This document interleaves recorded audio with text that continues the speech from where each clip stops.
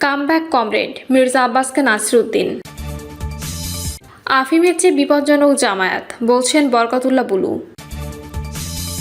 আওয়ামী লীগ 5 বছরে যে উন্নয়ন করতে পারেনি আমরা তা 2 মাসেই করেছি। পশ্চিমবঙ্গের নির্বাচন ভারতের নির্বাচনী গণতন্ত্রের বিশ্বাসযোগ্যতা তলানিতে নিয়ে গেছে, বলছেন সাইফুল হক। এবং সর্বশেষে জানাবো, পাওনা টাকার জন্য কৃষককে আটকে রেখে নির্যাতন। দর্শক শুনছিলেন সংবাদ শিরোনাম, এবার জানিয়ে দিব বিস্তারিত সংবাদ। তবে তার আগে অনুরোধ থাকবে ভিডিওটিতে একটি লাইক দিন এবং ভিডিও সম্পর্কে আপনাদের গুরুত্বপূর্ণ মতামত কমেন্ট করে জানিয়ে দিন। কামব্যাক কমরেড মির্জা আব্বাসকে নাসিরউদ্দিন। মালয়েশিয়ার প্রিন্স কোর্ট মেডিকেল সেন্টারে চিকিৎসাধীন বিএনপির স্থায়ী কমিটির সদস্য ও ঢাকা 8 আসনের সংসদ সদস্য মির্জা আব্বাসের শারীরিক অবস্থার উন্নতি হয়েছে। বিএনপির মিডিয়া সেলের সদস্য শায়রুল কবির খান সন্ধ্যায় এ তথ্য জানিয়েছেন। এরপরে বিভিন্ন সংবাদ মাধ্যমে প্রকাশিত হচ্ছে সেই খবর। তারই একটি ফটোকার্ড নিজের ফেসবুকে শেয়ার করেছেন এনসিপির মুখ্য সমন্বয়ক ও ঢাকা 8 আসনে মির্জা আব্বাসের সাবেক প্রতিদ্বন্দ্বী এনসিপি নেতা নাসিরউদ্দিন পাটোয়ারি। ছবির ক্যাপশনে পাটোয়ারি লিখেছেন, fight the odds and come back comrade.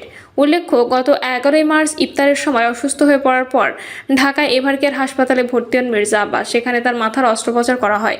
এরপর উন্নত চিকিৎসার জন্য তিনি সিঙ্গাপুর যান। সেখান থেকে বর্তমানে তিনি চিকিৎসার জন্য মালয়েশিয়া অবস্থান করছেন। মির্জা আব্বাসের সহধর্মিণী আফরোজা আব্বাসের বরাতে শায়রুল কবির খান জানিয়েছেন, মির্জা আব্বাস এখন পুরোপুরি শঙ্কামুক্ত। তিনি ধীরে ধীরে সুস্থ হচ্ছেন এবং পরিবারের সদস্যদের সঙ্গে কথা বলতে পারছেন। মেডিকেল বোর্ডের সিদ্ধান্ত অনুযায়ী ঈদুল আজহার আগেই তার দেশে ফেরার পরিকল্পনা রয়েছে। আফিমের চেয়ে বিপজ্জনক জামায়াত, বলছেন বরকতুল্লাহ বুলু। জামাত ইসলামের প্রতিষ্ঠাতা আবুল আলা মওদুদীর ছেলের উক্তি তুলে ধরে বিএনপির vice chairman Barkatullah Bulu MP বলেছেন, জামায়াতে ইসলামী হলো একটা আফিম। এটা মাদকের চেয়ে ডেঞ্জারাস। এটা একবার যে খায় সে জীবনে আর ভুলতে পারে না। এখানে তাদের নেতারা যা বলে শুদ্ধ অশুদ্ধ ভুল এরা এটাই মানে। অতএব মওদুদীর বংশের কেউ কিন্তু জামায়াত ইসলাম করে না। বরকতুল্লাহ বুলু ইনকিলাব মঞ্চের মুখপাত্র শহীদ শরীফ ওসমান হাদী হত্যার বিচার দাবি করে বলেন, তরুণ শরীফ ওসমান হাদী যারা মেরেছে তার বিচার হওয়া উচিত। আমি তার বিচার দাবি করি। এরপর একটা তরুণ টকবগে জাতীয়তাবাদী নেতা তাকে মেরে ফেলেছে।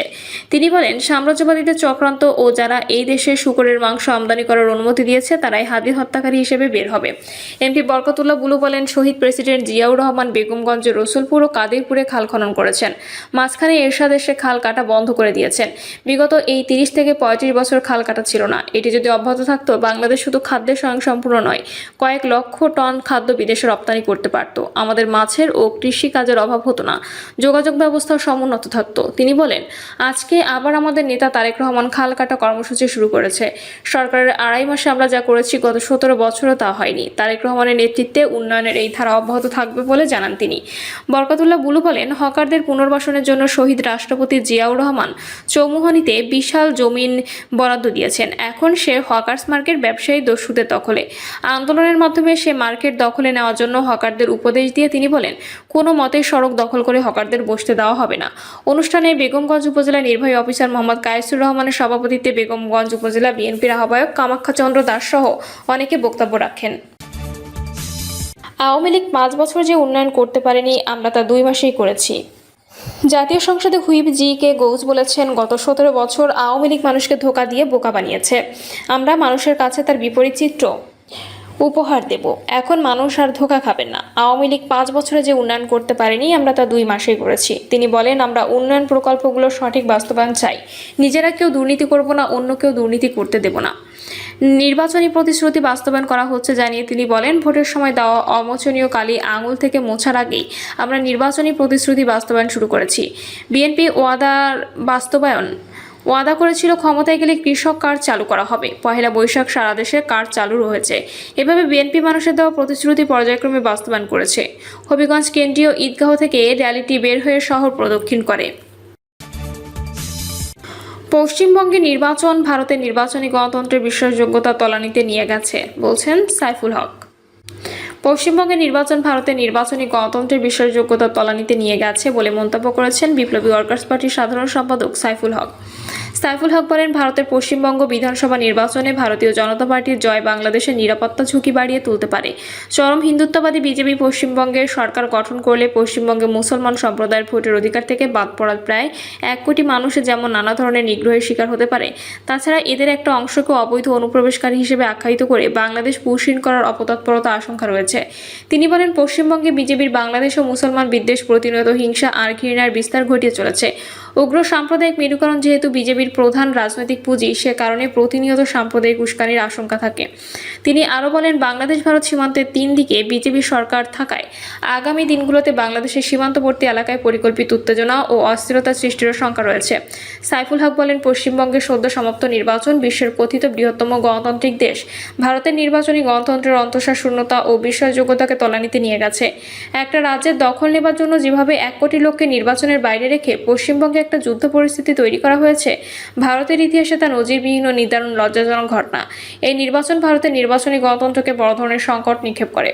তিনি পশ্চিমবঙ্গ সহ বাংলাদেশ সীমান্তবর্তী রাজ্যসমূহে নবনির্বাচিত বিজেপি নেতৃবৃন্দকে বাংলাদেশ ও মুসলমান বিদ্বেষী উত্তেজনাকর সাম্প্রদায়িক বক্তব্য পরিহার করার আহ্বান জানিয়ে বলেন, নিকটতম প্রতিবেশী হিসেবে বাংলাদেশের মানুষ ভারতের সাথে সমমর্যাদার ভিত্তিতে শান্তি ও সৌহার্দ্যমূলক সম্পর্কই বজায় রাখতে চায়।